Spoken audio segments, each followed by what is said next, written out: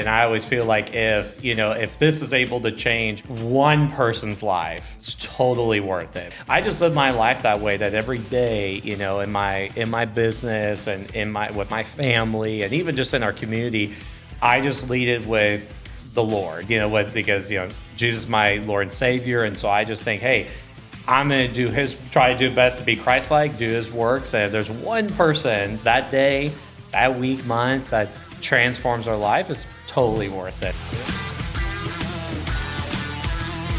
That was my goal too. When I started the podcast, I was like, I don't care about the likes. I don't care about like the vanity metrics. Like, I don't even have to find out. But if this helps just one person and has a positive impact on one person, then I feel like I'm successful with this venture.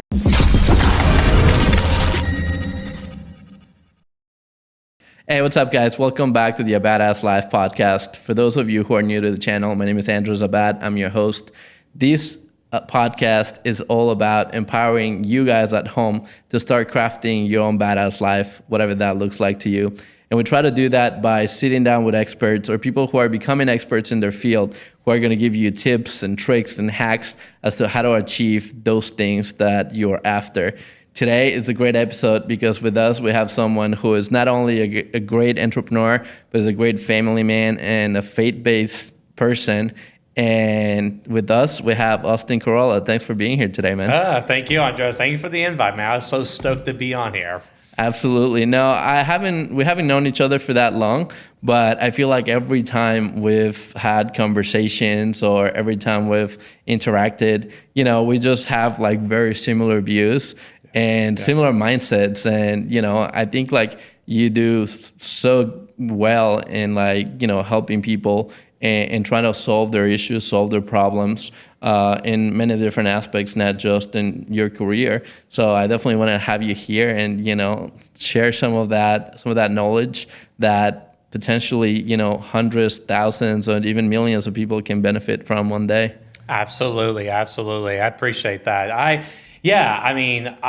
The very first thing that comes to mind is the faith part, right? And I always feel like if this is able to change one person's life, it's totally worth it. And so I just live my life that way, that every day, in my business and with my family and even just in our community, I just lead it with the Lord, because Jesus is my Lord and Savior. And so I just think, hey, I'm going to try to do best to be Christ-like, do his works. And if there's one person that day, that week, month that transforms our life, it's totally worth it. So, but hey, this reaches out to more people. That's great. No, absolutely. That was my goal too. When I started the podcast, I was like, I don't care about the likes. I don't care about like the vanity metrics. Like, I don't even have to find out. But if this helps just one person and has a positive impact on one person, then I feel like I'm successful with this venture or with my goal, Absolutely. Right? So before we jumped into, some of the main topics that we're going to go over today, just give us a little bit more of your background, your story. Yes. How'd you end up here in like beautiful Ocala, Florida? That's right. And all that. Who is Austin Carrola? Right. Who's the man behind the eyes, right? So my wife, Bree, the love of my life, we actually are homegrown, Texas born. And so Texas will always be a special place in our hearts. And it's just a different sort of way of life over there. I mean, Texas was its own country at one point. So I think we just always have had that mentality. But that's just, we do things bigger. But so that's where we're from, right outside of Austin. So I grew up in a very small town outside of Austin named Blanco. Some people call it Blanco, but it's because the river that went through the town, the rocks down below the river were white. So when the settlers came and settled there, they called it Blanco. So and then the Anglo, I think it's because we came through like, oh, it's Blanco. But it was famous for being a one-stop light town. There's only one stoplight. Only one stoplight throughout the whole town. And then now it's exploded since then. And my wife is from Marble Falls, so we were just on the same highway. And we've been there, we were there and from, when we were born all the way about till 2020. And then we adventured out to the vacation state of the United States, and we thought, let's go to Florida. Actually, before I got into my business, I was a big time tennis coach, and so I coached at the highest level I coached at was at UCF. Go Knights! And I did that that was like the last stint I did. But then once we had our two beautiful kids, Axel and Briley, it was like, hey, now it's time to turn our focus into, I don't want to be on the road as much. I want to be able to be home as much as I can in the evenings and be able to be with my family. And then we've been here in Florida ever since 2020. COVID was just seemed like a great time to move. Interest rates were low, good prices on homes. So I was like, let's do it. And then we moved so we went to Orlando first, then we came down to Ocala in spring of 22, and we've been in Ocala ever since then. And it's been great. We have a little farm, 10 acres. We talked about this last time. We've got some horses on there. We have a little boarding facility, but it's just a little something, nothing crazy. But so our kids are very much living that farm lifestyle that we grew up with in Texas. In Texas, it's all about the ranches, the cowboys, cowgirls, all that lifestyle. So we kind of bring a little bit of that flair here to Florida. So that's awesome, man. The more I get older. I'm not just saying that just because I'm getting older, but like the more I grow up, I want that same country living aspect to it. Yeah, yes. It doesn't matter if I work or with business, I have to be in the middle of like hustle and bustle of things. Yes. But when I come home, I want that peace and tranquility, and we haven't moved yet, but we just closed on, the property I was telling you about. Yeah, we don't have awesome. Quite 10 acres, but 5, it's enough. And, we'll have our horse there as well. Nice. So it's going to be so nice. Like, I'm so happy about that. That's awesome, man. I want Ethan to grow up in the same way. Like, I want him to, have space, like, teach him some of the hard work aspect of like, it's not like it's going to be like a full working farm or anything, but there'll be like the little things, right? Absolutely. So yeah, I couldn't agree more with you on that. Texas also, I love Texas. Yeah, you've been there, yeah. I had Georgetown Poker Club, like it was my poker room in Texas that I owned for several years. And at one point I was traveling to Texas back and forth pretty much like every month. And I think it was the summer of 23 or 2022. It might have been 2023. I actually went and stayed right outside of Austin for like the whole summer because we were doing some renovations and I was, helping the business grow and all this stuff. So I like needed to be there. Yes. And it was like, man, if I have to move from Florida, like Austin is probably the number one pick. Yes. The only thing is that I do love the water. But there is actually really nice lakes over there. That's right, like Travis. Lake Travis. That's right. Yes. So you guys came here on vacation at first, and then decided that Florida it was, or did you have it like planned out and ready? We actually. It's funny you say that because we actually came to Ocala. As everyone, maybe our people are listening don't know, but the World Equestrian Center, that has been, I actually heard this in town whenever we first got here, was like WEC, short for the World Equestrian Center. WEC is like the Disney World of like 1965, something like that. And I was like, what are you talking about? But it was basically, it is the start of the big boom. And so that, ever since WEC was here, we came out and we traveled here and took vacation here, and we went to WEC because obviously we have horses, so we love the show jumping and all the grounds, and we just fell in love with it. And we're like, hey, let's just, we're young, we're bold, let's just take a leap of faith that God's going to just lead our way, and let's just come out here. And then sure enough, here we are. So, but really, that's what happened, man. We took a couple of vacations out here. We're like, man, we want to be here. It's good energy, good vibes. And as you've seen since you've been here, like it's just grown.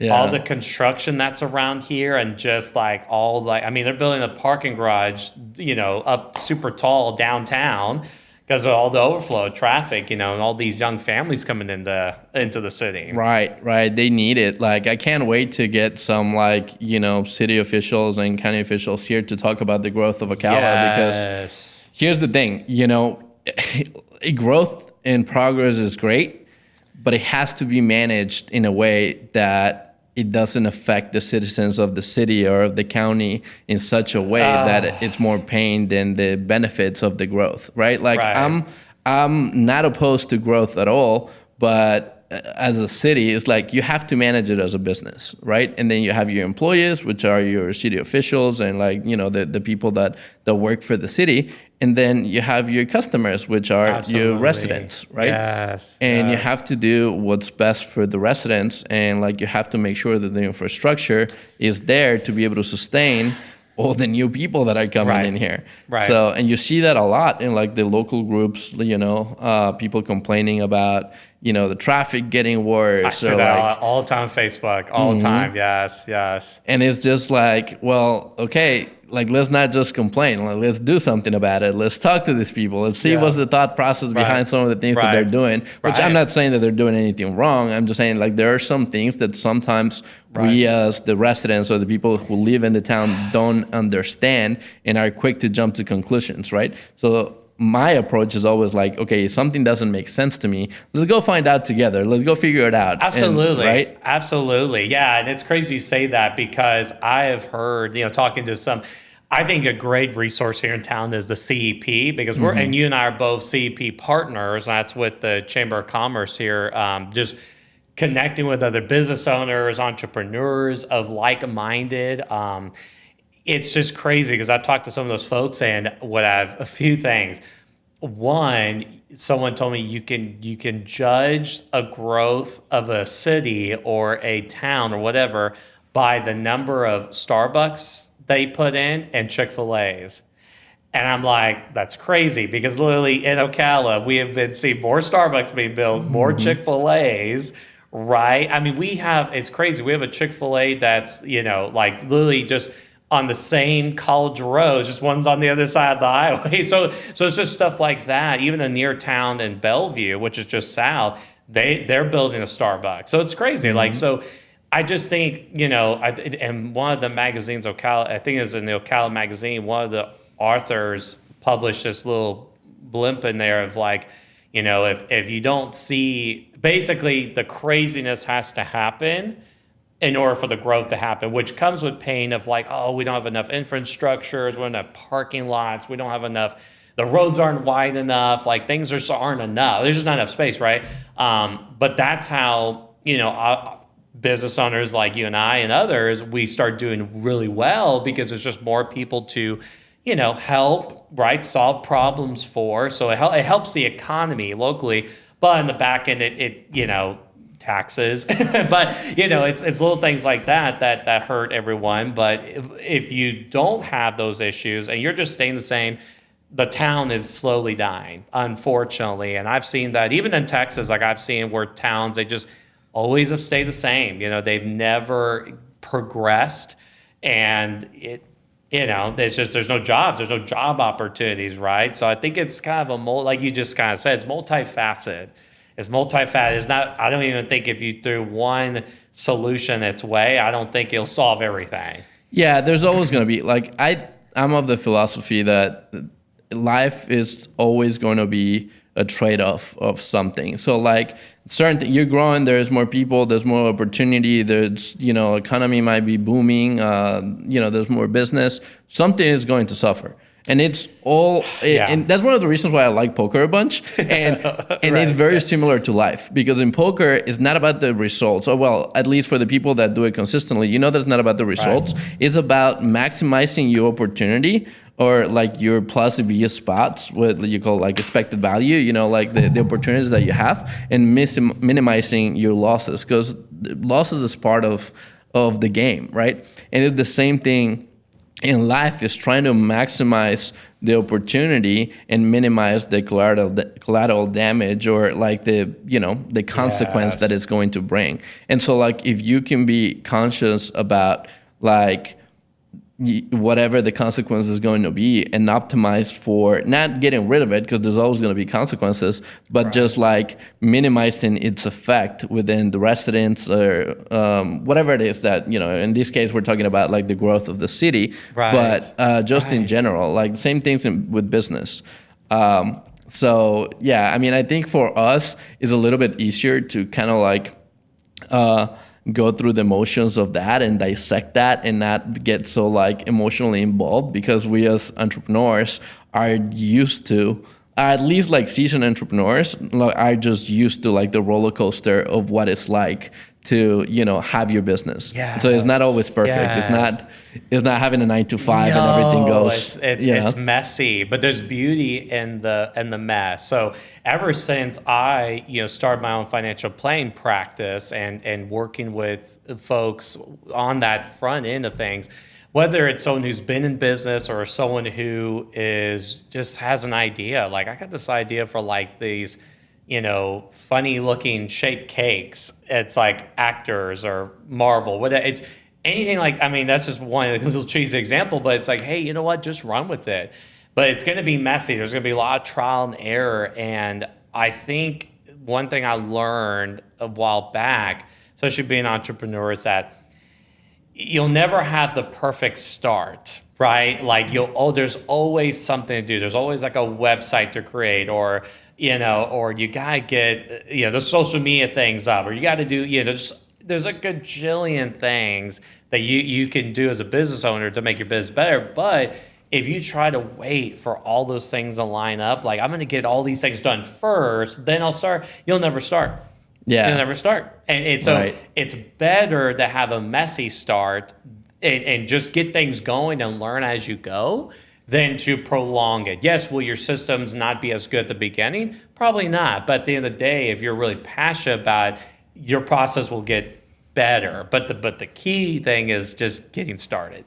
Yeah, absolutely. And repetition. I tell that because we work with a wide variety of companies that are in different stages. And that's what I tell a lot of the companies that are in that starting stage. It's like, hey, the only thing that you can do is be authentic. Like basically don't overpromise, right? Because like you're at the beginning stages, meaning like chances are something's gonna get broken. You're gonna mess up somewhere. So as long as you don't overpromise and give your customers, whatever the industry is, unrealistic expectations where like that issue happens and now like, they don't trust you as much, just do or put your, whatever it is, the issue that you're fixing, right, in a way that is very pragmatic, very practical, and say like, hey, we're gonna work through this along the way with you. We're gonna do whatever it is that you do, and then just keep at it. Like there's never the perfect time for anything.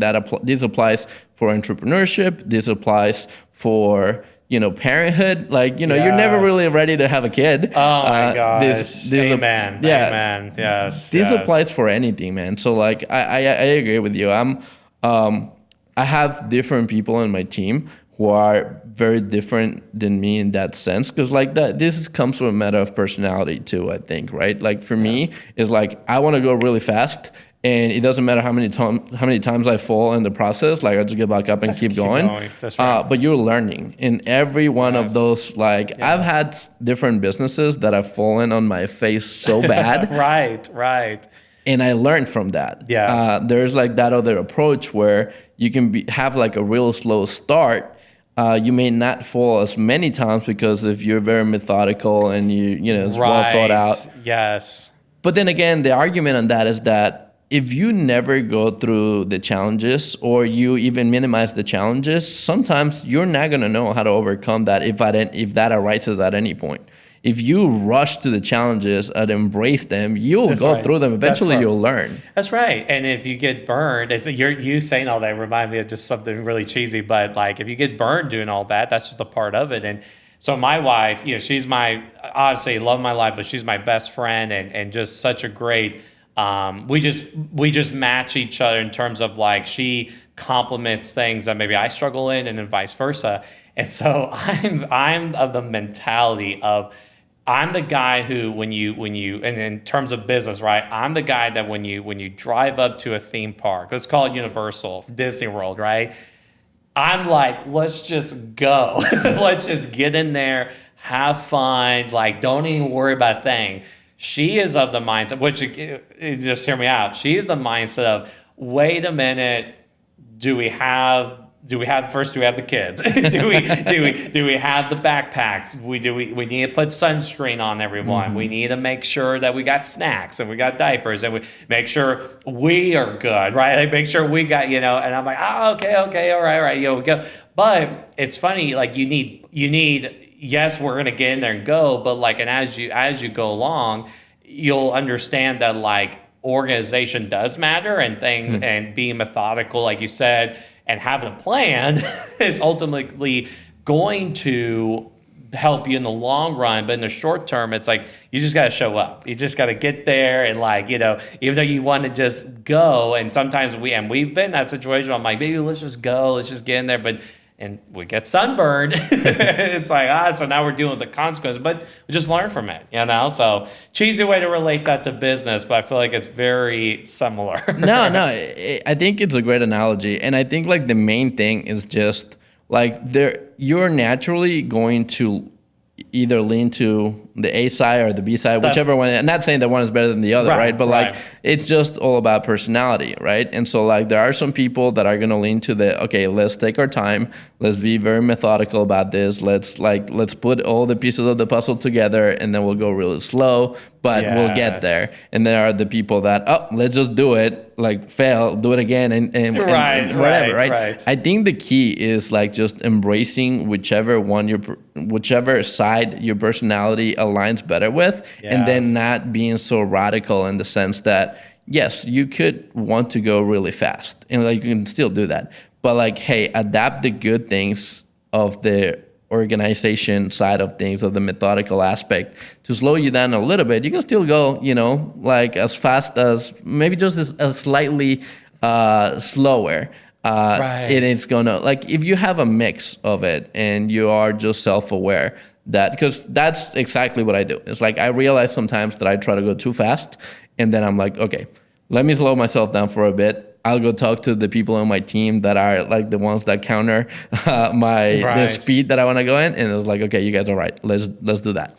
But in both sides, right? If you're able to just adapt and adjust a little bit and take in the good things, maybe that will show that you're wise enough to not have to fall on your face first to learn. There you go. That's right. But I'm still a big proponent that falling in your face is the best way to learn. It's going to happen at some point. Yeah. It's just, maybe less times than others. Yes. Yes. But no. So I mean, like, I think it's just part of, like, the journey either way. Like, and you're gonna have your challenges. You're gonna have your constraints, no matter which personality you have, no matter which road it is that you're following, or which model per se.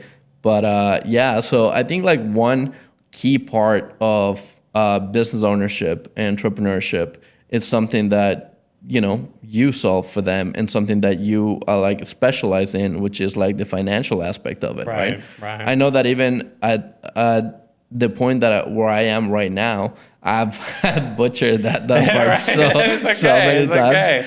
Oh man! And a lot of the times, like, we want to take on so much and want to do it all just to either save some money and not have to hire someone to do it. That's, like, the most common mistake our entrepreneurs, like, trying to wear all the hats instead of, like, just focus on what you're good at, like, drive the company forward with that, and then just outsource some of the things that you need experts for. So just talk to us a little bit more about what is it that you do with your financial services. Yes. One more thing is, like, what are the most common mistakes that you see business owners or entrepreneurs doing? Absolutely. So, with my, here, so my office is actually here downtown Carrola, which I love that location, by the way, because I always tell people, like, we're in the heart of the city. We're a heart of Cal, baby. So, the heartbeat there is real, So, and with my financial planning practice, one, in terms of, people that I tend to work with most often are, you're talking about family people, people who really care about families and really care about their well-being, right? And looking at and basically what's best for them. And then second would be business owners, but it's funny, in business owners, it's, tax implications and, different things that they're worried about, but it all intertwines, right? So like a lot of business owners, they're family guys, they're family gals, like, they got families. So I just think those are like the big driving forces. And if they're, they have a faith with God, that's even a higher calling, right? So those are the people I love working with. And then in terms of, the financial practice, the things that people do day to day, right? So I just, I sit down with someone or even with a family. Like I actually encourage like a family to come if everyone's available, because I just think it's great to meet everyone. And you talked about earlier being authentic, right? I try to be very authentic because I want them to know, hey, I truly care about you, and I care about what matters to you most. Because when it comes to the financial planning, not everybody's goals are the same. Not everyone wants to. Not everyone wants to do the traditional retire at 65, call it a day, and then I'm going to go sit on the beach somewhere, which is great. That's a great lifestyle. Some people want to keep going. Some people want to give back after they're 65, or some people are like, hey, I want to retire when I'm 50. Okay, different strategy. Got to be, we might have to be, we might have to change up what we're doing, but, we tailor, I help try to tailor plans, custom plans, to the individual person. But I seem the common denominator is always like, what are the problems that we have that I could potentially solve? Because at the end of the day, the person sitting across from me, it may not be a good fit. That's just the nature of the business. And that's okay. I just think I tell them, knowledge is power. So like I used to be a coach, right? So I love to coach people. And if they walk away from the conversation being a little bit more knowledgeable about best, financial practices or better ways of being financially frugal with your money, I call it a win. And if they decide to move forward with anything, great. Because I tell people I'm with you for life until the good Lord calls me home. So to me, this is a lifelong relationship. This isn't a transactional sort of sell where it's just like, hey, we're just gonna get in, get out, boom, see ya. No, I want to be in community with you. I want to do life with you. I'm going to check in on you, and I'm gonna, that's what I love about Cal is it's big but it's small enough where I'd see him at the restaurants. Hey, what's going on? Good to see you again.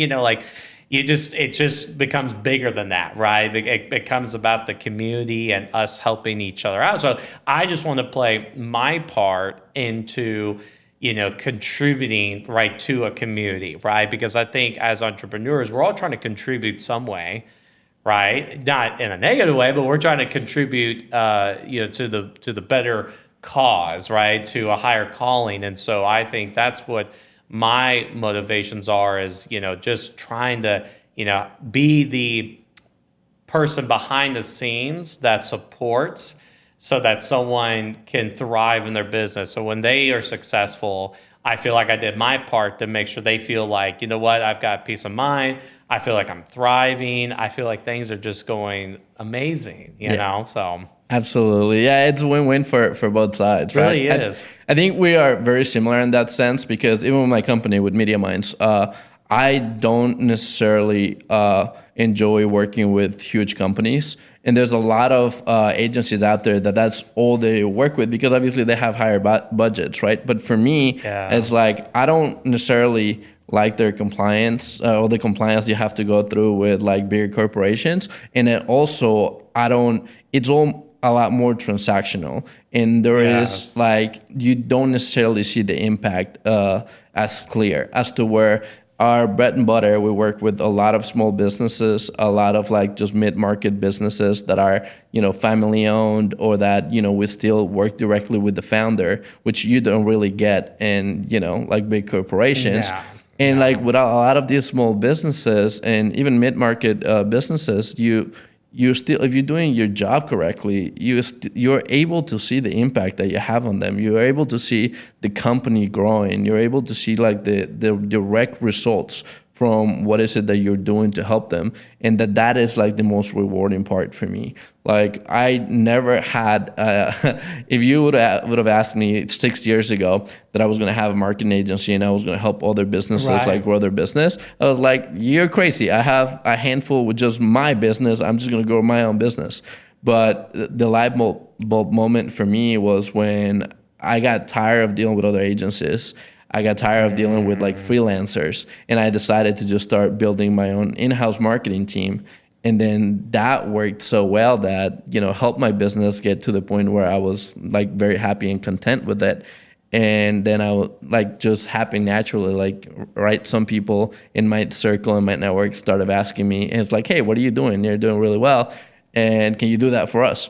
Right. And so like when that happened and I started seeing, those results and how like I was directly impacting their lives, that was like the light bulb moment for me. I was like, okay, this is what I'm supposed to be doing. That's right. Because I remember it's like not that long ago, if you really think about it, 6 years is not, time flies. So it goes by like this. It really does. Yep. I was, at some of like the worst spots that I could have been in financially, in all kinds of aspects, you know? And then, once I, put my head down, worked really hard in my main company, and I got to the point without even knowing that I was like, okay, I'm technically financially free. There you go. Yes. It was such a good feeling. It was such a good feeling to be able to do whatever I wanted to do without having to worry about like the bills or, the financial aspect of it. Because we all, money is not everything, but it does help a lot, and it gives you it's the tool that you should use to create the life that you want for you and your family, or at least to give yourself the options that you want for you and your family, right? And so like whenever that happened for me, I want everybody that I work with to have this feeling. If you're an expert on any field or a successful entrepreneur who wants to be featured in our podcast, I loved it. Make sure you click the link below, fill out the application, tell us a little bit about yourself. If we're a good fit, somebody from our team will reach out to you. What's up? What's up? Hey, what's up? What's up? And you need to get ready to start inspiring our audience and become a part of the Abadasslife podcast. I'll see you soon. Such a good feeling, and it's so cool. It's so good, by the way, so good. It's a good dude right here. It's a good dude. He's speaking gold because, when you think about the money aspect, yes, it's like, especially, people of faith, like money is certainly not something we should be idolizing, chasing after, but, God just tells us to be good stewards of our money, right? And to tithe and all those things. And I just firmly believe like he gives us discernment to make better choices, right? To put the money towards things that matter most, right? And money, ultimately, it gives you choices.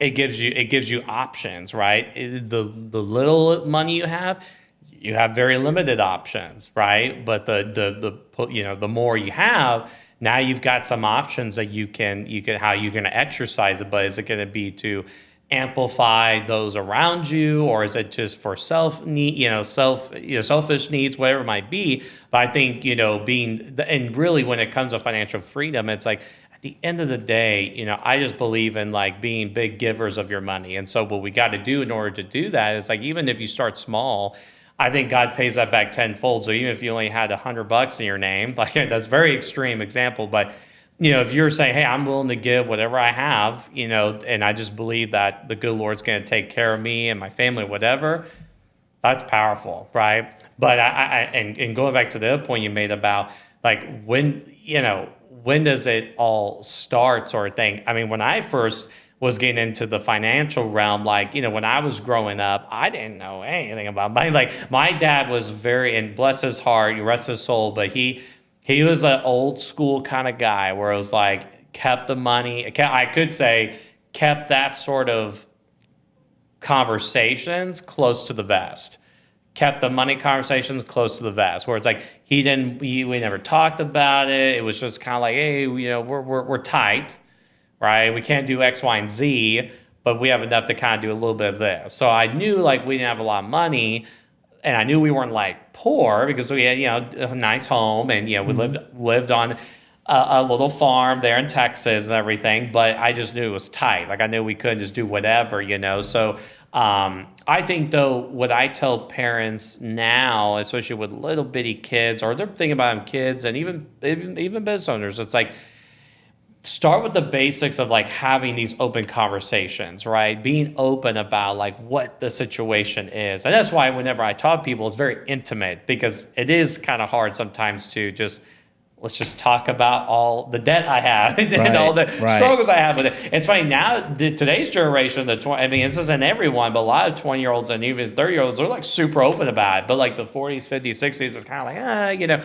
But again, that's not everybody, but it's just kind of what I've seen as trends. So it's like, start having, like little goals for like your kids, where it's like, hey, if you do X, Y, and Z in chores, or if you do this and this, you're going to make $5, and then you're gonna have a savings account, and you're gonna build that up, and then you can, and then once you build it this amount, you're able to spend this much money or this much money, and you start embedding those financial practices at a very young age, so that when the kids get older, you talk to them about credit card debt. Talk to them how maybe you shouldn't just start swiping if you don't have the funds to pay it off, right? Because you'd hate for it to become a running balance instead of it paid off every month, and we all chase for the points, but at the end of the day, the points don't outweigh the debt. So it's just having those practices at the very beginning and having the conversations. I think that's where it starts. And then when you get older, it's hey, let's start budgeting, right? Once you start getting into your own space, like we got to start budgeting, people. We got to start like breaking down what every itemized item is, and what we're spending our money. Where are we sending our money to? And a simple question that I tend up asking people is like, hey, do we have a spend first, save later mentality, or do we have a save first and then spend later? Which one do you think people end up picking out of the two? The spend first. Yeah, spend first. That's right here. Hello. That's okay. And that's powerful, right? Because that's a powerful tool in a question, because then that opens up like, okay, so we're in a place where we need to rein it back, and we still want to live a little bit, because I think we ought to be in the present, have fun, right? But we just need to tailor that. We need to make sure that we are paying ourselves first and saving it for down the road when we may need it, or probably will need it. And, we could take a little bit off the top and just say, hey, let's just, spend a little bit on the nice little date with the missus, or let's take the kids out every now and then. Let's maybe go down. Amazon's going to hate me saying this, but maybe not order so much from Amazon, like quick order, buy now. Yeah, it's just things like that where, we start kind of adding quick value just like that. And starting to think, okay, so when my paycheck hits, or I get a big job, right? You work with a new company and they pay you installments, or they pay you a big sum, or whatever it might be. Instead of just saying, well, I'm just going to, it's all just going to go away, I'm just going to spend it all. That's when you got to really strategize. So that's what I think, those are like the little baby steps to making sure that you instill it with kids at a young age. And then if you're older and you're like, hey, I'm already here, well, let's start kind of peeling back the onion, the layers, and seeing where the root problems are. And then we can start, solving them, man. Yeah. I think there's like a huge key takeaway from this that you just shared now, and is that I think not just in the financial aspect of things, but just in general, most of the time, a lot of the most powerful advice are like the very, very simple, basic things. Yes. And people end up sitting there at home being like, that's easy. I was like, okay, great. If that's easy, then do it. Try that. Right. Because a lot of the times, things that are simple doesn't mean that it's easy to follow up and do. There are very many things that I could improve today in my business that are so easy. But because they're so easy, you don't give them the importance that they require because you just think like you minimize how impactful it could be because, you deemed it to be so easy. Amen. And then just slip through the cracks, right? So I think telling people like, hey, be more open about your finances with your children. Show them, teach them how it works. Teach them why we couldn't take the vacation this month because we had a budget and something happened Right. But like talk about it. If you don't ever talk about it, how are your kids gonna grow? Like I think the expectation of every parent is for their kids to grow up and be ready for the world and potentially do better than we did, right? Right. That's the whole thing. At least the way I look at it, my thought process is like, I want Ethan that's my son, by the way, to grow up with all the skills and tools that he needs to take on the world and then do whatever it is that makes him thick. And whatever it is that makes him get out of bed every day. And in order to do that, I have to spend time like talking to him about all these things because he's not just going to learn them. If we expect like the school system to teach our kids financial literacy, we're not going to end up in a society with free thinkers and people that are like creative and, and have all these skills because I'm not just trying to trash our school system. I just don't believe in it because I think that there's like a massive amount of improvements that it should be done in order for it to, be acceptable. In my opinion, most people I would say don't have the option to not put their kids in school and go a different route. Right. But if that's the case, then just be proactive and talk to your kids about it. Try to teach them. Yes, because you want them to.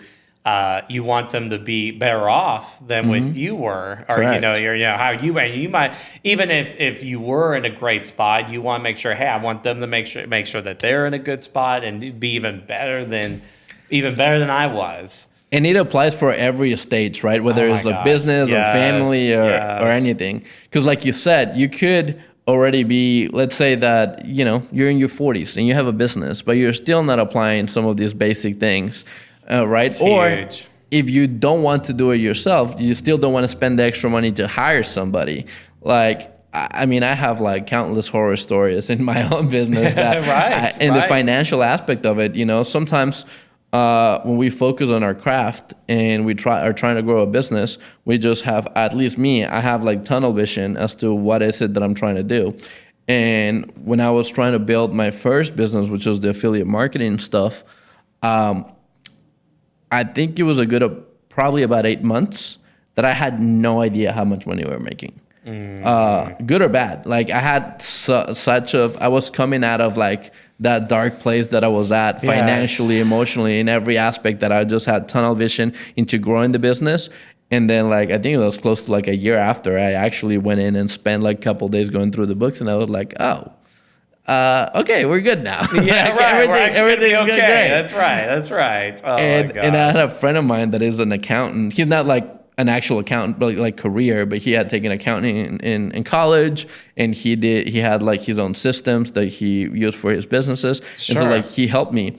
And he was like, a lot of your uncertainty and a lot of your fears are coming from just not knowing. Not it's because like, there's lack of cash flow or there's this or there's that. Right. It's just like you don't know and you only know what you know. So like just spend a little bit of time, see all these things, kind of like map it out in your head. What is it that your goals are going to be or what do you need to achieve those goals? Right. And then, be more organized in that aspect. And then I took his advice to an extent and, things went a lot better. See, there you go. That's on the business side. But even up until now, like I haven't fully leveraged all of the other options that are out there, right? And the reason for that is I haven't sat down with someone like you until very recently. That you and I talked. Yes. And I haven't explored all the other options that I could be utilizing in order to either invest my money in a smarter way, right, or plan ahead for the future and have whatever it is, whether it's retirement accounts or whatever the vehicle may be. at least know that those vehicles are out there. That Right. way, if you're not in a place where like you can yet leverage those vehicles, well, at least you know they're there and you can put them in, your vision board, That's whatever it right, is, man. and say Yes. like, okay, 6 months from now, I want to be able to go and open an account with Dustin or whoever Whatever. it is. That's right. That's right. And, That's right. And Yep. like, and start like leveraging that. Absolutely, yeah. And I think just like you just said, like just knowing those tools are there to help you as a business owner or even on just the family side of things. Like, I think just knowing that it's there, and I tell people like that's the educational part because, oh my gosh, I can tell you before I got into this, it's like I felt like I knew enough. But getting into this, I'm like, oh my gosh, man, there's so much I did not know. So I think when we bring people in and like we have these good conversations, I want it to be a light bulb moment. Like it's a aha, like, okay, I didn't, there's so many things I didn't know, but now I know. Now I know I'm lacking in these areas. Very few times I tell people this, even when they're kind of like, well, like I don't know if I want to have a conversation. And I'm like, that's fine. Like if you don't, I'm not going to force anyone to have a conversation with me. But I said, but you'll be surprised that even though like you may feel that way and just even have a conversation, I'll be like, most of my clients and even people who didn't become clients, they found it so helpful to know that, A, I do need help. B, I do need help, but maybe right now is not the right time. Or C, you know what? We just reinforce everything that I have going on, and I'm good. But then I tell them, I was like, that C option, I was like, that's out of all the people I've ever met, there's only been like a couple that have been solid from top to bottom. There's always, when I say always, can't say always, there's always a couple that are like totally good, but most of the time, there are things are missing or lacking in our financial plan. And so it's like, it just takes a little bit of tweaking or a little bit of like ideas thrown around and be like, well, have you thought about doing X, Y, and Z to help you and help solve some of these issues, So I just think having a conversation is so powerful, and something you said earlier about even just starting, it just made me remember that. Have you read the book Atomic Habits? Yes. So good, right? So I started incorporating that, and I say, look, even this, you do something 1% better, a day. Yeah. right, every day. And so it applies to anything. Like you're talking about working out. Hey, day one, you just show up to the gym and you just leave. Day two, you show up to the gym, you leave, and you do that for a week. And it's like, wow, that guy's just showing up and he just leaves right away. But it shows consistency. Like, hey, he's showing up. And then the next week you show up, you get on the bike for like a minute, 2 minutes, and then you leave. And then you just condition that to be, and that's a part of your process. So same thing with money. It's like, well, like as simple as you save $1 a day. Get used to that. Next day it's $2, $3. I don't know. It's with inflation right now. Obviously, that's a little small, but it's just even that is just a simple concept. Even for a child, like, hey, we had 31 days this month. Now you got $31 in your account, and you let that build, right? So it's just little things like that. I think are just so powerful. Like just start making little bitty changes. Like even trying to wake up. I know you've been trying to wake up early. Yeah, us dads, we gotta wake up early before the kids get up. But even that, trying to get up 15 minutes sooner. Like just get up 15 minutes earlier. Then don't go from 7 o'clock to now you're gonna go all the way to like, I'm gonna get up at like 3:50. Like that Ashton Hall guy. I'm getting up at 3:50 a.m. I'm dunking my head in some ice cold water. It's like, no, maybe don't go that extreme right at the bat. Maybe just wake up 15 minutes or 6:45 for like a couple weeks, then 6:30. So it's just little things like that I've just implemented to what I do, and just showing people like it is doable. And I would never ask someone to move heaven and earth to start getting things going. I would just say, just start with a baby step, man. Just start with baby step number one. That's the only. And if you want to be successful in anything, you got to take that first step. I think that is the most sustainable way to do everything. Like you said, not just in the financial aspect of life, but in everything, because easier path of resistance, and it's the easier way to get adjust to it and like start changing your identity to be like the person who's like, oh, I go to the gym every day, and you know that's just who I am, right? And I like there's plenty of books in which they tell you like, you know, having that shift, that identity shift is what's going to make you like, you know, enforce the habits that otherwise it will feel weird if you didn't go to the gym that day. You know, like it's, you have to become the person that go despite of the result. And so that's actually a big pitfall for me, because I'm a big like, you know, 0 to 100 type of guy. So for example, like before we had Ethan, like we, because of our main industry, we were night owls. So like we were stayed up until very late, didn't have any responsibilities in the morning. Like I'm talking about like a few years ago, like I didn't have to come here to the office or whatnot. I'll work remotely. And so like, you know, I'll go to bed really late, wake up really late, start my day at like 9 in the morning, 10 in the morning. And then after that, then I started coming here to the office. So then I had to start waking up at like 7:30 to get to the office at like 9. Oh, yes. And then 7:30 would be so painful for me. And then I got used to it, right? And then like a minute earlier was like, okay, I'm not doing that. And now that I'm trying to wake up at 5 in the morning, is being like an abrupt change, especially because it's still hard for me to like go to bed like really early. Like if I get to bed, if I'm in bed by 10 and 10:30, it's like a massive win. So by the time I fall asleep, I'm only getting 4 hours of sleep. And it's also like you can't beat up on your body so much. Eventually it's gonna push back and be like, hey, you know, it's gonna show that you look like a zombie. You're tired. Yeah, and all right. this stuff. Yes. Yeah, we've seen better days. Yeah, but like for example, getting up slightly earlier than 7:30 to go into our BNI meetings now is like super easy for me, because like just, you know, it's a habit. It's like I'm waking up at like 6:45, you know, 6:30, somewhere around there is like no problem. But going from like 7:30 to 5 right away has definitely been like harder. And that shows you that like, hey, you start incrementing like in this case, waking up early little by little is the path of least resistance, which makes it easier for sure. It's sometimes one of great attributes. It's patience, I believe, and I'm not like the epitome of patience. So sometimes I overdo it, which is why like I end up not being super consistent, and then I have to go back to the drawing board. And that's still a pitfall of mine. But I'm still continuing little by little. Yes, and you're gaining up, and you just keep going at it. You just even one day maybe.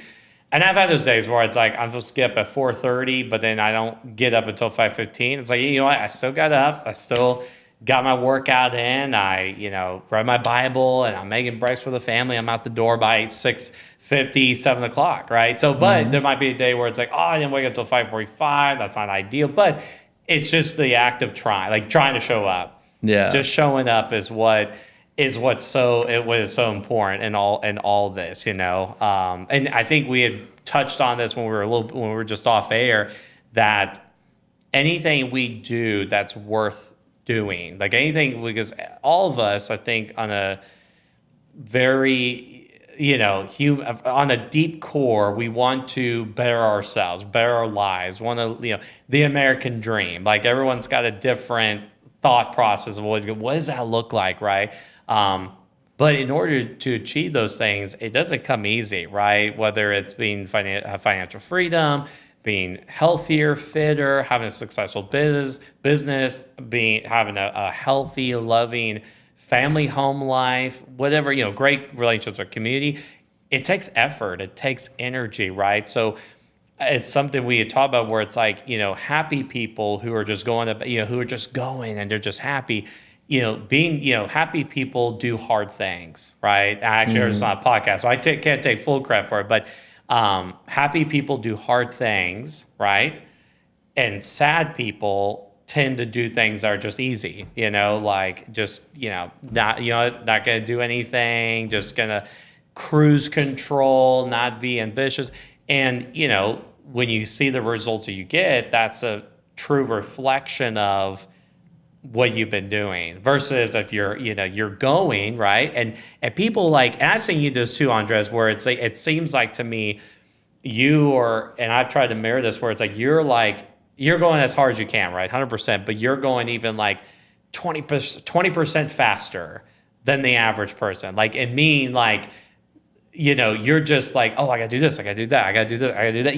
You got so much stuff going on, right? But to be successful and to be a great business owner and everything, you kind of have to be wired that way where yes, we're all expected to, we want to go 100%, but you're going 20% faster than the person who might just be cruising, or just kind of giving their best effort, but not over the top. So I really appreciate that about you. And I've tried to even, other successful business owners I've seen where it's that's how they are. It's a very core thing of we're just going faster, and which goes back to the whole, sometimes things get messy because you're going so fast, but it's just it's a forever going circle.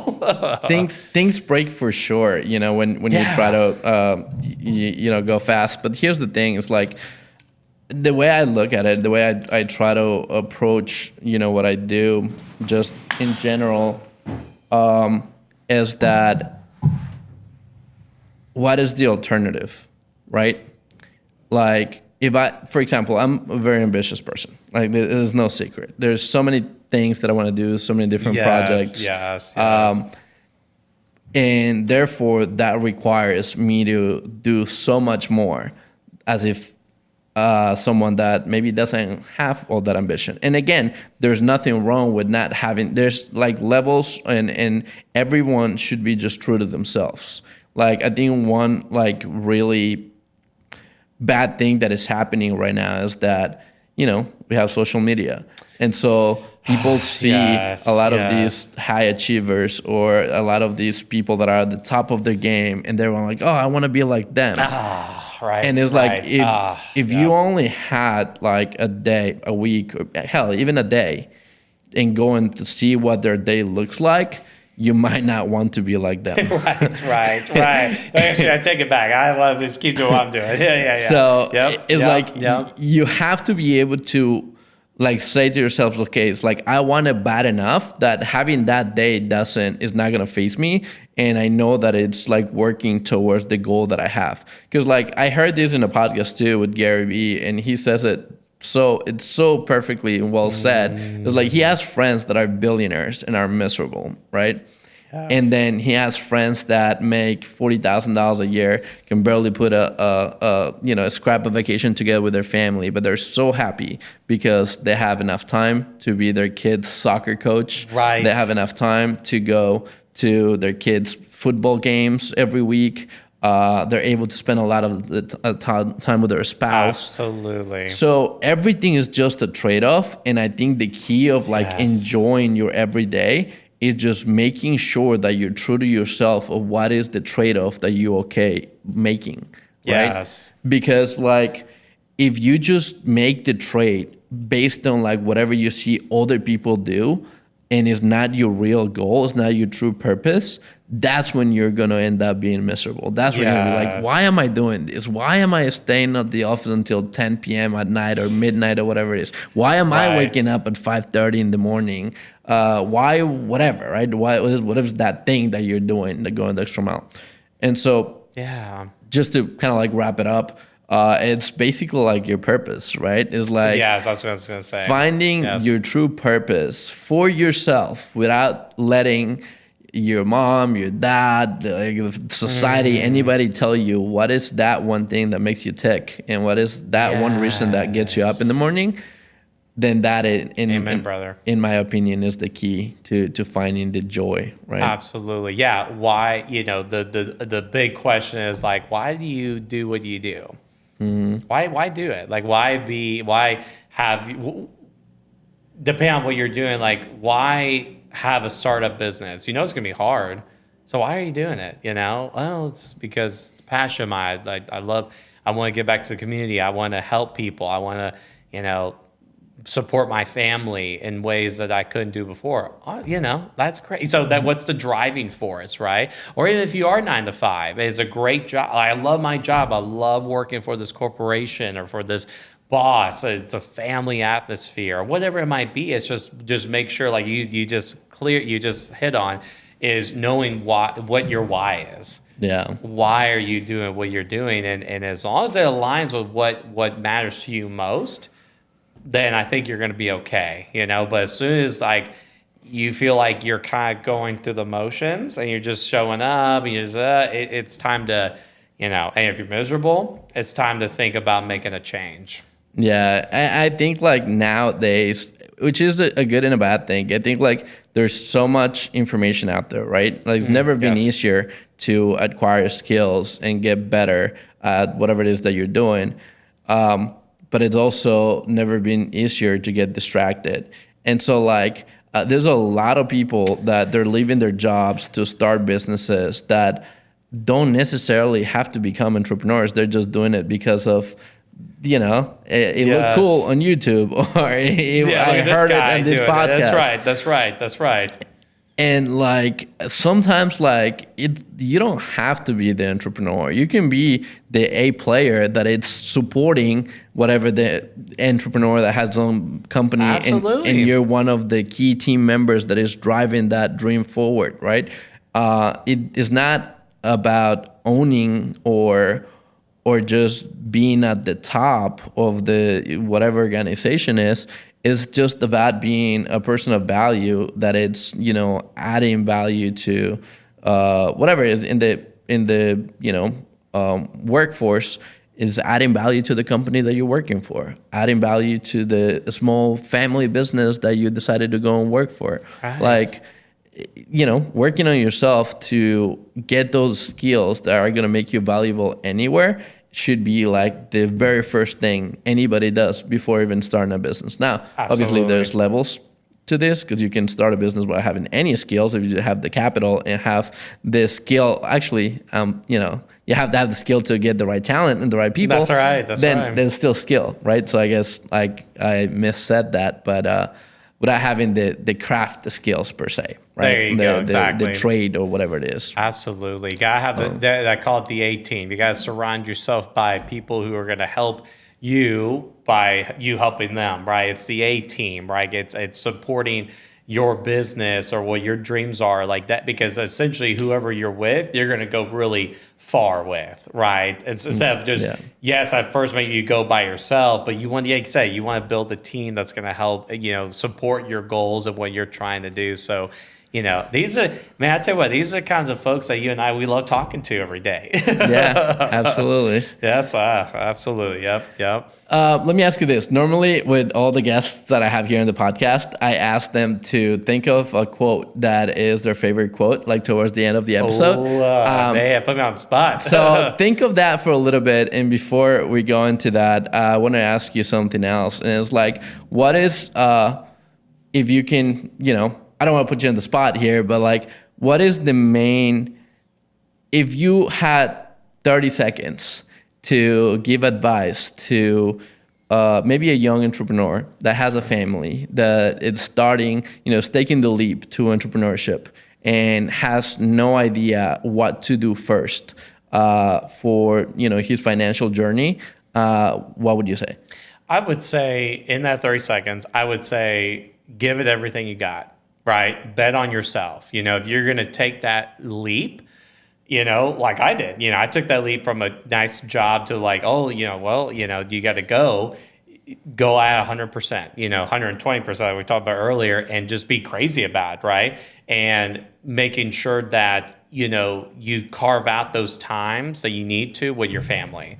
Because at the end of the day, most people are doing it for their family. If they're faithful, they're doing it for the Lord, but then also it comes to their family. So you want to make sure there's a little bit of a balance there. And yes, it intertwines with each other, business, family, all that. But you want to make sure it's like, hey, I'm going to take some time to spend with them. So make sure you're not losing sight of that and just going after it, man. If it's a dream of yours, man, don't let anyone tell you you can't do it. hey, when you start doing some great things, you're going to get more haters. That is true. You can't, not everybody's going to like you, and that's okay. It's okay. Just be true to yourself. That's one of like the main takeaways from this podcast, just in general, is like, know what you want and go after it pretty much. I think, in my opinion, that's the start of crafting your own badass life, right? Like yes. that's the very first pillar. So have you thought of a quote yet? I have actually thought of I'm a man of faith. I thought of a verse that, the verse that's something that I've really stuck throughout the years, and even when it's been really challenging, really hard in any aspect of my life, I always think of, I can do all things through Jesus Christ who strengthens me. Because if you look at the verse and what it is applying it to, it's Paul in the Bible, right? And his state, it's very difficult. Like, I'm not comparing what he's going through, what I'm going through, and vice versa. Like, it was very hard when he said that. But it just shows that, like, you truly are an unstoppable force when you truly believe that, hey, you know what? God's got me. Jesus got me. And that's why I'm a big man of faith, because I feel like that helps me drive what I'm doing, and I try to help people, instill the same things. And so for me, I can do all things through Jesus Christ who strengthens me, because that's where my strength comes from. People ask me, like, how do you have all this energy, man? How do you, you barely get any sleep? You're a dad, like, what's going on there? You're going 100 miles an hour and all these things. And it's like, well, I mean, yes, there's a little bit of caffeine, but even without the caffeine, I'm loud, I'm outgoing, or try to be outgoing, and I get plugged in to the community, but it's because of God. Like, he truly gives me that energy that just keep going, man. Just keep doing what I got to do. That's great, man. I actually like, and I have it I think it's in my office or in my home office, have like a big poster of something that is very similar, not word for word, but there's an African proverb that says, if there is no enemy within, the enemy outside can do us no harm. That's right. Right? That's right. And that talks about the same things. Like, you can truly become unstoppable. Absolutely. If you master, like, if you make sure that you are not your biggest enemy, because that's what happens. And then obviously with, being a man of faith and having God on your corner and making sure that, that you have those priorities straight. Absolutely. I think it is just, for all of you guys out there, like, it's just a matter of time, right? Just keep at it. Don't quit, and stay the course. Absolutely. And just take on whatever the day brings, and just know there's going to be highs and lows, celebrate the highs, and, obviously bounce back from the lows, and just stay the course, man. Stay the course. Yes, sir. So anything you want to say to our audience before we wrap it up? If they want to get a hold of you, how can they reach out? I will put a link below for your booking calendar if there's anybody that wants to jump on a quick Zoom with you and discuss all things financial. Absolutely. Yeah. They can always, Zoom, or if they're local here in Ocala, always love to meet them in person. I'm a shake your hand kind of guy, but obviously Zoom, because I work anywhere in the U.S. So, I can always hop on a Zoom call, because nowadays, especially since COVID, more people are like, hey, let's just do Zoom. It's like, okay, cool, let's do it. So I got a lot of Texas clients. So, obviously through Zoom. I think in the link we'll have my phone number. So if they just want to reach out to me that way. And again, like, to all the listeners out there, I just hope that this, it's always good to talk to my buddy Andres. He's doing great work, and I just want to help pour into your, help provide some value, a little bit more value to your podcast by hopefully, you guys got something out of this, even if it's one little thing. I think it goes a long way, and anything I can do to help, I'm always, I think there's a reason why God gave us 2 ears and 1 mouth, is so that we can be better listeners. And that's what I try to do. I try to listen to what people need and what they want. That's awesome, man. Thank you so much for Absolutely. sharing with us.